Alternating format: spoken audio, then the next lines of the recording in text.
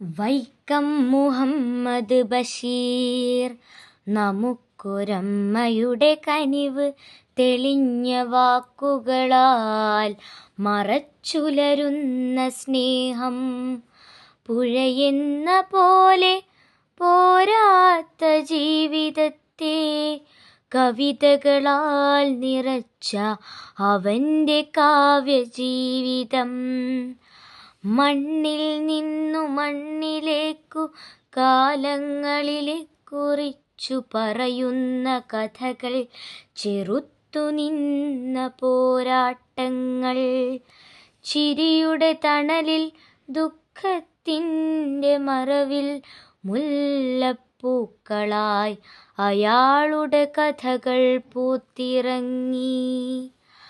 മണ്ണിൻ ഗന്ധം, മൺസംഖാരിയുടെ താളം, പാവങ്ങളുടെ ഗദ്യം, പ്രഭാതത്തിൻ്റെ കാവ്യം, ഒരു ജനതയുടെ സ്വപ്നങ്ങൾ, അവൻ്റെ പനിനീർ വാക്കുകൾ, ജീവിതത്തിൻ്റെ ഗാനം, മണ്ണിൻ്റെ മൗനം, വിജയങ്ങൾക്കൊപ്പവും പരാജയങ്ങളിലൂടെയും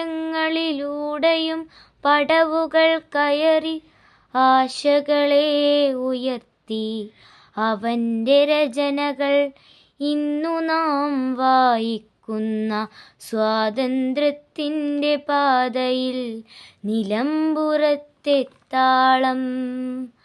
മണ്ണിൽ നിന്നുയർന്നു മണ്ണിലേക്കു വീണ നിരന്തര പോരാളി, ആ ജീവിത സാഹസികൻ. നമുക്കു അയാളിൽ നിന്നു പാഠമുണ്ടാക്കാൻ, ജീവിതത്തെ അറിയാൻ അവൻ്റെ കൃതികൾ പോരുന്നു. സാഹിത്യത്തിൻ്റെ താരാട്ട്, കനവിൻ്റെ ആ പാട്ട്, നമുക്ക് എന്നും വേണം ജീവിതത്തിൽ സ്നേഹം. അയാളുടെ പുസ്തകങ്ങളിൽ, മനുഷ്യൻ്റെ മണ്ണിൽ അവൻ്റെ ആത്മാവ് അനശ്വര കവിതയാകുന്നു.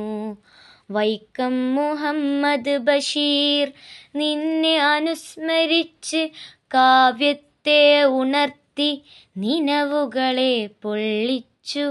നിന്റെ വാക്കുകളിൽ, നിന്റെ ചിരികളിൽ ജീവന്റെ പ്രഭാതം ഇന്നും തെളിയുന്നു.